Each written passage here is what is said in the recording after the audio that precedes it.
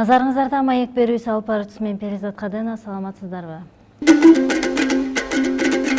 Студиябыздын кезектеги мейманы арулук кыз-келиндер көргөзмөсүнүн жетекчиси, уюштуруучусу Айжан Акылбекова. Айжан, саламатсызбы? Биздин студияга куш келипсиз. Алгач ушул жакында эле сиздин арулук деген кыз-келиндерге атайын арналган көргөзмөңүз болуп өттү. Анан ошол көргөзмө тууралуу айтып кетсеңиз. Мындай иш-чараны 4 жылдан бери уюштуруп келатабыз. Бирок былтыркы тарыхка кайрылуу аттуу көргөзмөбүз, анан быйылкы арулукту кыргыздын аял затынын улуттук кийимдерине басым жасадык. Өзүңүз билгендей, мен азыр ислам жолунда жүрөм, жоолук салынып. Ошол жоолук салынгандан бери ушул маселе аябай көйгөй жаратып келет. Кыргыздар чүмгөнгөн эмес, жоолук салынган эмес деген. Мен ошол нерсени бул кыргыздарга жоолук салынуу жат көрүнүш эмес деген нерсени айтып сөз менен жеткизе албай койдум. Анан ушул иш-чара аркылуу көргөзөйүн деп чечтим. Эмне себептен ушул арулук деп айтылып калды да? Мен бул иш-чараны жасаардын астында былтыр эле интернет булакчаларына сурамжылоо жүргүзгөм. Ушул аял затынын бир бийиктигин, ушундай улуулугун көргөзө турган кандай ат койсок ылайыктуу болот деп, ошондо аруу деген сөз менен байланыштуу көп сунуштар болгон.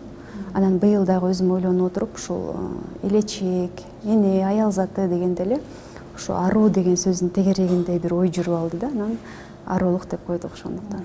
Ушул көргөзмөңүздү коомчулук кандай кабыл алды? Бир эле күн болду. Бирок жылуу кабыл алуулар бар, бирок менин оюмча элечекке каршы чыгып эч ким айта албайт, анткени бул биздин тарыхыбыз.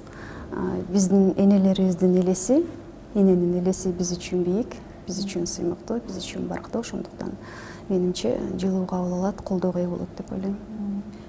Канча мындай кийимдин түрүн көрсөттүңүз, анан ошол кийимдин дизайндерин өзүңүз жасайсызбы? Бул көргөзмөгө Толгонай Керимкулова анан Асылбек деген жигитибиз катышты. Алар өздөрүнүн атынан 2 коллекция көргөздү.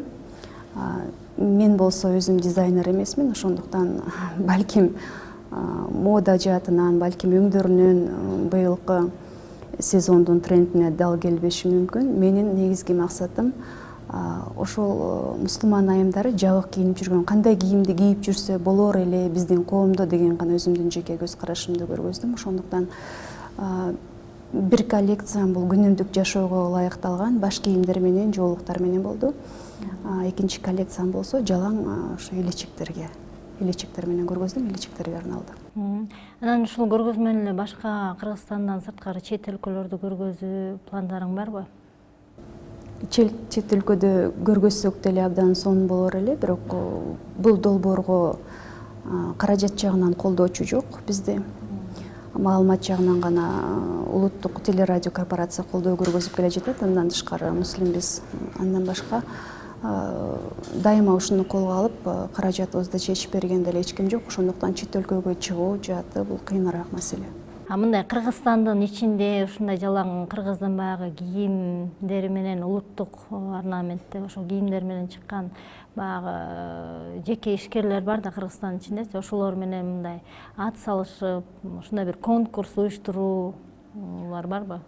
Конкурс уюштурайын деген деле максатым жок. Менин негизги максатым эми мен дизайнерлигимди көргөзүү же бир конкурстан жеңүү эмес да. Бул эми жараткандын буйругу болгон кийимди гана аял затына кандай кылып ылайыктап кийсек болот деген гана нерсени элге жеткирүү да. Ошондуктан бул жерден биз каражат дагы таппайбыз. Эч кандай бизге эгер баягы адамдын көз карашы менен материалдык бир пайданы көздөгөн болсок, анда бизге эч пайда жок да бул жерден. Бул жерде коомчулукка ошо өзүбүздүн улуттук кийимди сиңирүү, анан ошол милдет болгон кийимибизди гана элге жеткирүү болгон максатыбыз.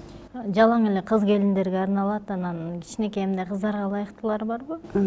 Биз былтыр тарыхка кайрылууда аракет жасап көрдүк. Кичинекей кыздардан баштап, ошо кыргыздын кыздарынан баштап байбиче болгонго чейин кандай кийимдерди кийген элек, канча жаштагы ошо кыздарыбызга, келиндерибизге, энелерибизге кандай кийим таандык дегенге бир аз аракет жасап көрдүк. Бирок бул өтө чоң материалдык чыгымды, анан кийин көбүрөөк убакытты талап кылган долбоор экен. Ошондуктан буга дагы бир кайрылуу жасайбыз деп ойлойм.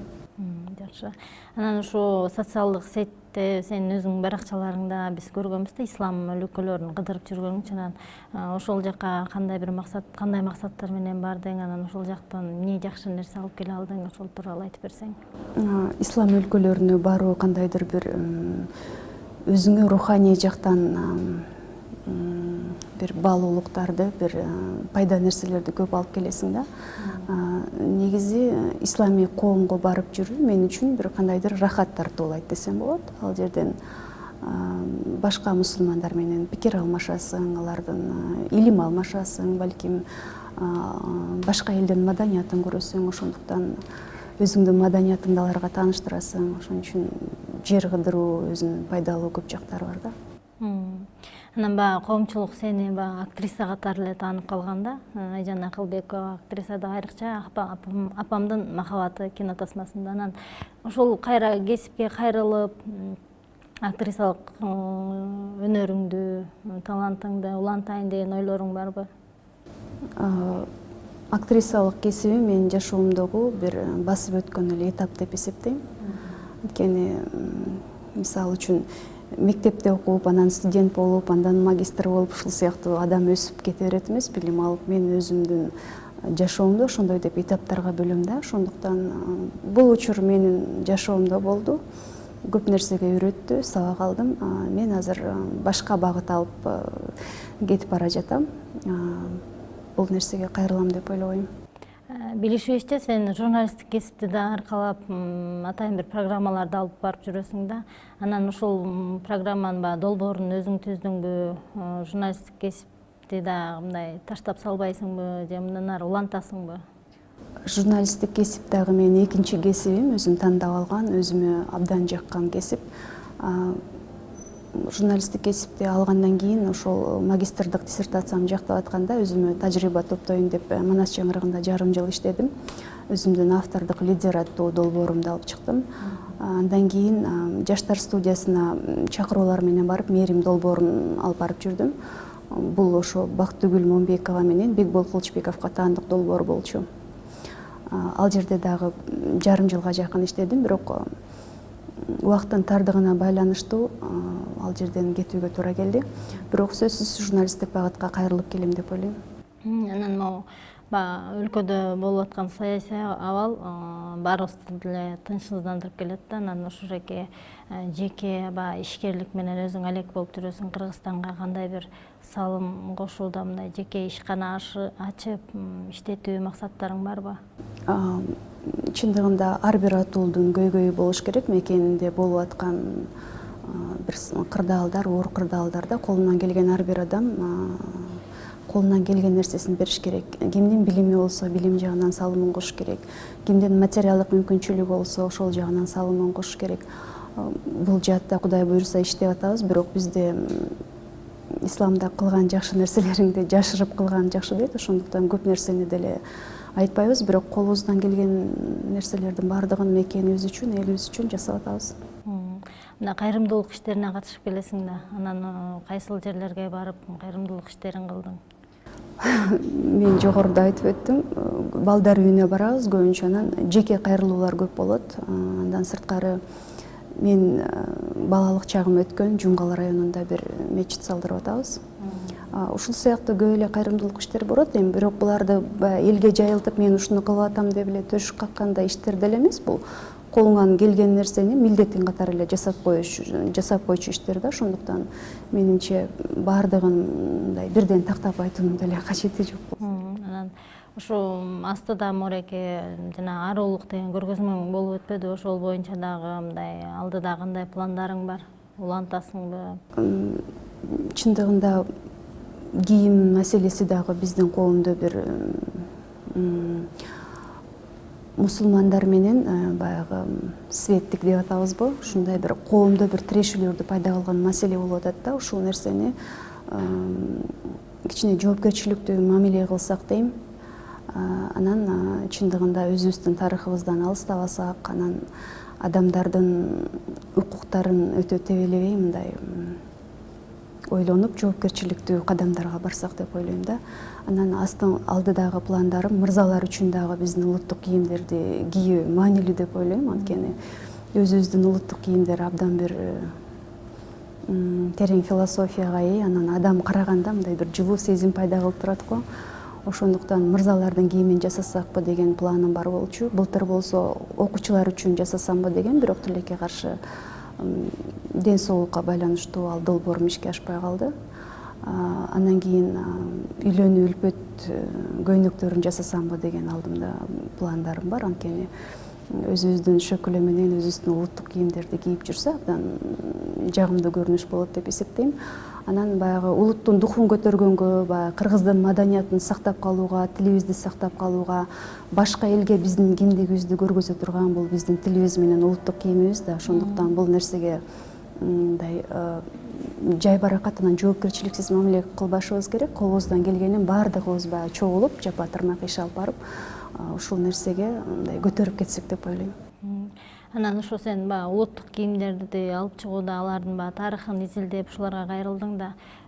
Берейин деген суроом, башыңдагы элечек эле. Мурда биздин апалар кандай элечектери кандай болгон экен, анан азыр учурда кандай, ошонун айырмачылыгын айтып кете аласыңбы? Элечектер негизи айымдар турмушка чыккандан кийин кийген да. Ошого жараша келин элечектер деп, алар мен өзүңүз көрүп тургандай ушундай кичирээк болуп, анан жапсыраак болуп болот, ыңгайлаштырып жашоошат. Анан байбиче элечектер мындан сөөлөттүүрөөк, чоңураак, бийигирээк болот. Элечектер 10 метрден баштап 50 метрге чейин, бир көп метрге чейин ушундай ороло берет экен.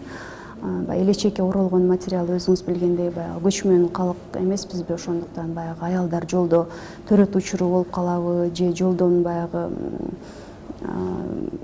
каза болуп калган адамдар болсо, баягы төрөгөн аялдар үчүн баланын астына колдонгон чүпөрөк болуп, адам көз жумган болсо, бир жаназа болгондой, ушундай көп философиялык көп нерселер бар да. Анан элечектердин бөлүнүшү абдан көп экен. Чындыгында биздин ата бабаларыбыз абдан акылман эл болгон экен да. Ошо аял затынын кийип турган элечегине карап, ошол аял заты кайсыл кандай социалдык статуска ээ экендиги көрүнүп турган экен. Бийиктигине жараша, оролгонуна жараша, элечектин жыгылышына жараша ал аял затынын каяктык экени, мисалы бул көлдүкпү, таластык аял затыбы же дагы чүйлүкпү деген сыяктуу ушундай көп өзүнүн сырлары бар.